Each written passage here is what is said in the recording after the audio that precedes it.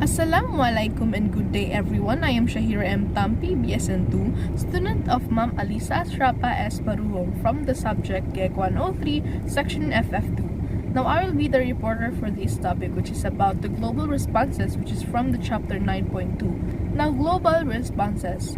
Many global environmental problems, especially global warming, are traceable to economic development. That is, as economies grow larger and more successful, they are likely to do increasing damage to the environment. For example, the ways in which they produce things like factories that pollute, deforestation in order to develop and build buildings from areas to areas. Also, by producing technologies like automobiles that pollute still further. Next is sustainable development. Now, sustainable development, the origin of this concept is a 1987 report to the UN by the World Commission on Environment and Development, entitled Our Common Future, in the view of the authors of the report Sustainable Development, which should apply to all countries. Now, it involves economic and environmental changes that meet the needs of the present, especially of the world's poor, without jeopardizing the needs of the future. Now, take note. Jeopardizing means to expose to danger or like risking, so it means without risking the needs of the future. While the focus of sustainable development is on physical sustainability, there must also be a concern for equity within the current generation and for future generations. Now, a key event in the history of global environmentalism, indeed of globalization, was the 1992 meeting in Rio de Janeiro, Brazil, labeled the Earth Summit, but formally titled the United Nations Conference on the Environment and Development. It is known for legitimizing and advancing the concept of sustainable development. While virtually everyone today would be in favor of sustainable development, there are at least three key issues involved in such notion. The three key issues is first, the difficulty involved in developing reliable projections about what is likely to happen to an ecosystem in the future. The second one is, should we simply seek to maintain the current ecosystem, or can we rely on advances in knowledge and production to compensate, perhaps more than compensate, for what is lost as a result of declines in the ecosystem? The third and the biggest debate is over the causes of the current unsustainability of our ecosystem.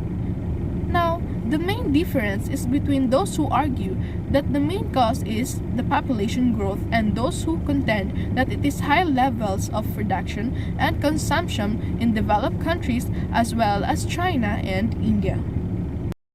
Overall, there is a strong relationship in the debate over sustainability between the environment and economic development.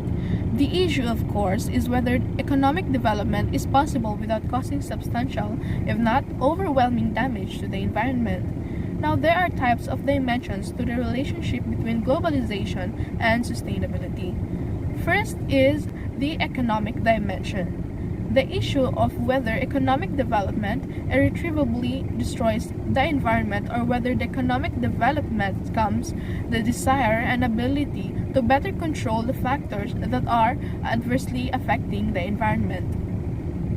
Second is technology dimension. This can be seen both producing environmental degradation and creating the possibility through dissemination of information about environmental problems and their causes via the mass media or the global spread of green technologies of limiting the damage.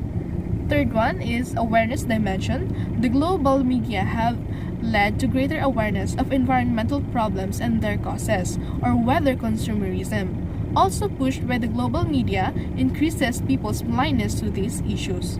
Lastly, politics of environmentalism. With some global organization pushing for more economic growth, while many others are seeking to reduce it or limit its negative impact on the environment. Now, next is dealing with climate change. Now, what is climate change? Climate change refers to long-term shifts in temperature and weather patterns. Meaning to say, climate change ay isang pagbabago-bago ng klima ng isang lugar. Pwedeng tag-araw, pwedeng taglamig o tag-ulan. ang klima ay nakadepende sa bawat bansa o lugar. Now, in spite of mounting evidence that fossil fuels are the major factor in global warming, many major corporations and some governments, especially the US, have resisted taking action to limit fossil fuel emissions. Take the example, the 1997 Kyoto Protocol, a major effort to deal with climate change due to carbon emissions. Ratifying nations would have been required by 2012 to reduce their emissions to 5% below from what they were in 1990. The agreement created ceilings for the carbon emissions of developed countries, but none for developing countries, especially China and India. Especially notable is the fact that the US did not ratify the Kyoto Protocol, and in 2001, it was finally rejected by the President George W. Bush. Arguments against the treaty were that it was based on questionable science, that it would hurt the American economy, and that it was not fair and would not be successful without the rapidly developing nations, especially China and India, were not restricted in terms of their emissions. Now, in spite of the failure to ratify the Kyoto Protocol, many believe that something like it will need to be negotiated. After all, the evidence on global climate change, especially global warming, seems even clearer and stronger today than it did in the late 1990s. There are signs that the reluctance of developed nations, especially the US and their political and corporate leaders, is giving way to the increasingly clear reality that the global warming is here and its adverse effects are already being felt. In early 2007, 10 large corporations joined many environmental groups and called for federal law to slow, stop, and reverse the growth of global warming emissions over the shortest period of time reasonably achievable. At the same time, President Bush called for a greater effort to find low emissions alternatives to gasoline. He announced a goal of cutting US gasoline consumption by 20% over the next 10 years, and more importantly, he publicly acknowledged the serious challenge of global climate change and the need to deal with the fact that the US is addicted to oil. While the US wants to see developing countries, especially China and India, limit their emissions, China and other developing countries tends to take the view that many of today's problems are a result of what the developed countries have done and are doing to the environment. It is China's view that it is now its time to develop, to catch up, and in order to do so, it must both industrialize further and develop more of a consumer society, including many more highly polluting private automobiles. Now, the result, of course, would be a great increase in both China's absolute and relative contribution to global pollution. Furthermore, everyone agrees that in not too distant future, China will supplant the US as the world's worst emitter of greenhouse gases. Thus, the US wants to see limits on China before it reaches this point, but for its part, China is determined to develop economically. Now is carbon tax. A more recent proposal for helping to reduce the emission of greenhouse gases is the carbon tax. Business would pay tax based on the amount of their carbon emissions from the use of fossil fuels, like for example oil, coal, and natural gas. The idea is that the economic cost involved in paying the tax would motivate them to modify their production processes in order to reduce emissions, and therefore the taxes they would need to pay. The ideal scheme would be a global carbon tax so that all nations of the world would participate. Clearly, the effectiveness of the system would be reduced if some areas of the world participated and others did not. The participation of any nations, especially major polluters such as the US and China, would help to reduce global carbon emissions and thereby ultimately global warming. Now, next is the carbon neutral. Carbon neutral means that any carbon dioxide released into the atmosphere from a company's activity is balanced by an equivalent amount being removed. Climate positive means that activity goes beyond achieving net zero carbon emissions to create an environmental benefit by removing additional carbon dioxide from the atmosphere. The difficulty of reducing carbon emission is reflected in the case of Norway, which announced in 2007 that it would be carbon neutral by 2050. That is, it would generate no net greenhouse gases into the atmosphere by that date. But by early 2008, the Norwegian government announced that the date for carbon neutrality had been moved forward 2 decades to a startling 2030. However, it turns out that these gains are the result not so much of reducing carbon emissions in Norway, but of canceling them out, for example, planting trees or cleaning up a polluting factory in a country far away. This kind of accounting sleight of hand is allowable under the environmental accounting policy of the UN. Now next is the alternate fuels and power sources. First is hybrid technology. One development of note is the increasing importance of hybrid automobiles that derive at least part of their power from electricity. Then there is an all-electric car that in order to be re-energized, it should simply be plugged into an electrical outlet. Now with future sources of oil dwindling, demand rising, and growing of concern about global warming, we will see more and more efforts to create alternatives to gasoline-powered automobile. Next is ethanol. There is also growing interest in alternative fuels to gasoline, with the greatest attention these days focused on ethanol. Ethanol is a grain alcohol that can be blended with gasoline and used in motor vehicles. Many gasoline stations provide blended fuel which typically is 10% ethanol and 90% of gasoline. The US is a large and growing producer of ethanol, but it trails Brazil in both production and use.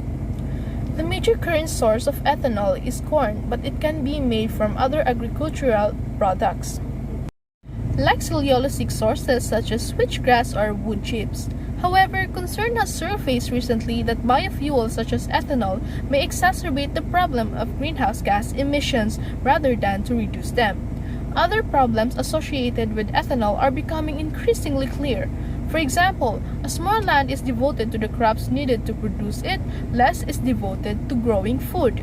This serves to increase food prices not only for Mexico and its corn but around the world. Another problem is that factories that produce ethanol use huge amounts of water, but the water itself is an increasingly endangered resource. Next is solar power. A better alternative source of energy is solar power. One of its attractions is that it produces no greenhouse gases. Another, especially in warmer climes, it produces its maximum energy just when it is needed. That is, it produces the most energy on hot, sunny days, and those are the times of the greatest demand for energy to run air conditioners. Next is a technological fix.